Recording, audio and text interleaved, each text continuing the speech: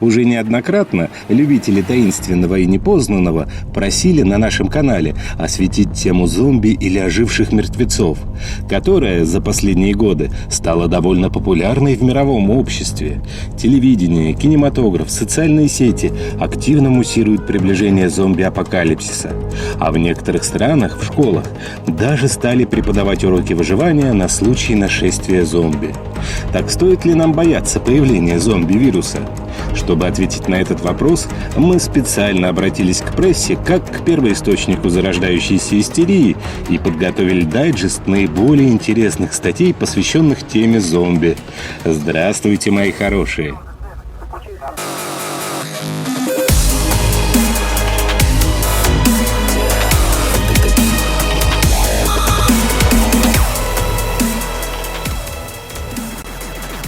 Эти леденящие душу существа популярны и у детей, и у взрослых. Выглядят они достаточно безобидно для того, чтобы не бояться их всерьез, но и достаточно страшно для того, чтобы попугаться от души. Насколько же страшны зомби в действительности? В нынешнем своем виде оживленные фантастическим образом трупы, полностью потерявшие контроль над собой и своим телом или подчиняющиеся чьим-то приказам, пришли к нам из верований народов Гаити, которые развились уже в новое время у народов Карибского бассейна, на Гаити, Кубе, Ямайке с их магической практикой вуду. Вуду – общее название религиозных верований, появившихся среди потомков чернокожих рабов, вывезенных из Африки в Южную и Центральную Америку. Так, в 1938 году американская писательница и путешественница Зора Херсон описала случай с некой Фелицией Ментор. Женщина была найдена неподалеку от своего дома спустя 29 лет после собственных похорон. Родственники, брат и муж, в один голос твердили, что найденная женщина действительно является умершей почти 30 лет назад Фелицией. Объяснить существование вуду-зомби брались многие современные исследователи.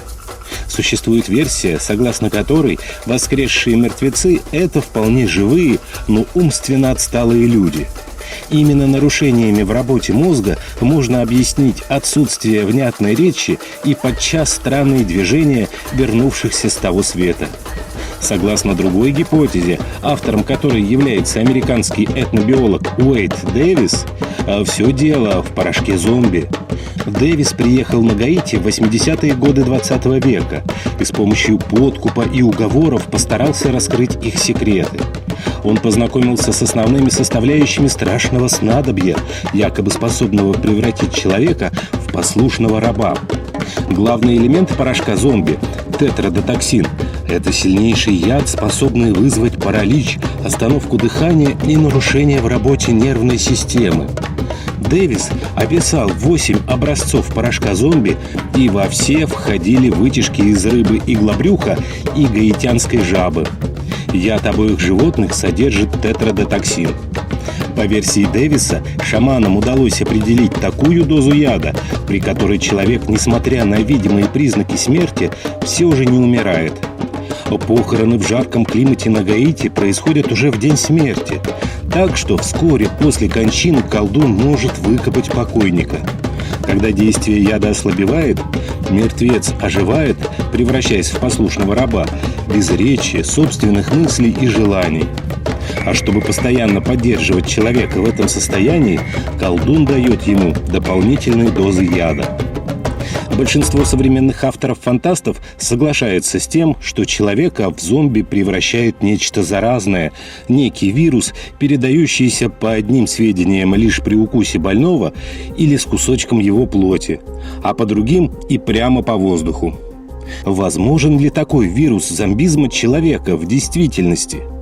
Рассуждая на эту тему, подчеркнем, чисто умозрительно, поскольку в реальность существования вируса зомбизма человека всерьез не верит ни один нормальный человек, специалисты обращают внимание на такое хорошо известное и опасное заболевание, как бешенство. Параллелей между вирусом зомбизма и вирусом бешенства обнаруживается поразительно много. Профессор Мэрилендского университета Джонатан Динман рассуждает: Думаю, вирус зомбизма человека уже практически существует, и это именно бешенство. Во-первых, эта инфекция имеет практически 100% летальность, то есть после заражения вы в буквальном смысле слова становитесь ходячим мертвецом. Во-вторых, она перепрограммирует ваше поведение, заставляя нападать на других людей и кусать их, распространяя болезнь. Даже симптомы бешенства похожи на вирус зомбизма. Больные испытывают сильнейшую невыносимую тревогу, галлюцинируют, с трудом управляют собственным телом, перевозбуждены. Изо рта у бедняк течет слюна, а развивается даже водобоязнь. Вспомните фильм «Я легенда», добавляет эпидемиолог Саманта Прайс. Зомби в нем не выносят ни яркого света, ни воды, совсем как больные бешенством. Как и вирус бешенства, вирус зомбизма передается жидкостями тела зараженного, в том числе при укусах, которые щедро раздает больной благодаря повышенной агрессивности. Впрочем, для того, чтобы вспышка вируса зомбизма переросла в полноценную эпидемию, он должен быть не столь опасным, как бешенство. Реальная инфекция слишком фатальна. Она убивает своих носителей быстрее, чем успевает распространиться по популяции. Прежде чем бешенство превратится в вирус зомбизма человека, вирусу придется мутировать. Настоящий вирус зомбизма должен не столько убивать зараженного, сколько перехватывать контроль над его мозгом и поведением, заставляя охотиться за людьми и всеми силами распространять вирус дальше. Иначе говоря, основной формой инфекции должна стать не острая, как у настоящего бешенства или пресловутой лихорадки Эбола, а хроническая, как у герпеса, способного сосуществовать с вами всю жизнь. Поэтому метаболизм тела вирус должен оставлять в сохранности, позволяя организму в целом нормально существовать, чтобы производить все новые вирусные частицы. А для максимально эффективного распространения полезным будет контроль над эмоциями и поведением больного. Вирусолог университета Майами Самита Андрианский рассказывает: разумеется, можно представить сценарий, при котором вирус бешенства получит гены какого-нибудь гриппа, которые обеспечат ему возможность распространения воздушно-капельным путем, плюс гены вируса кори или настоящего энцефалита, способные менять личность и поведение, плюс гены Эболы, заставляющие вас эффективно истекать кровью. Но природа не любит такие химеры. Подобно тому, как нельзя получить крылатого коня или кентавра с человеческим и лошадиным телами одновременно, такой вирус просто невозможен. Мать природа может и жестоко, но не безумно. Между тем, в США для школьников начали преподавать оригинальные версии уроков по самообороне. Детям рассказывают, что делать в случае нашествия зомби. Урок по столь необычному предмету проходит как обычное занятие. Ученикам подробно рассказывают о видах зомби, о слабых местах ходячих мертвецов и способах борьбы с ними. Организатор 10-недельных курсов выживания Яна Ларош считает, что этот предмет реально поможет выжить в случае глобальной катастрофы.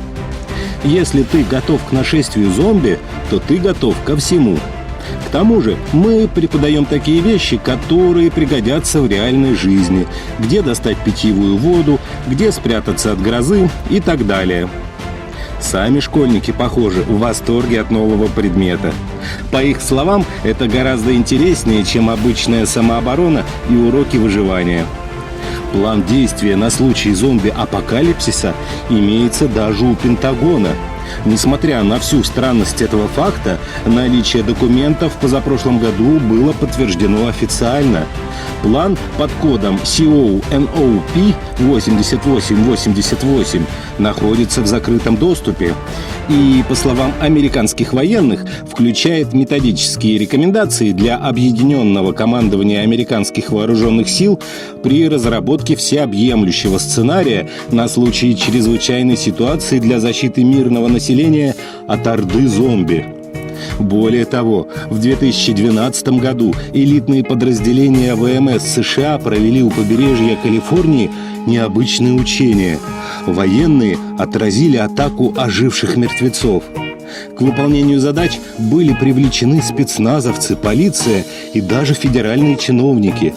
Учения по отражению нападения зомби стали составной частью контртеррористического саммита, проходящего на одном из островов Сан-Диего. Как стало известно журналистам, общая легенда учений такова.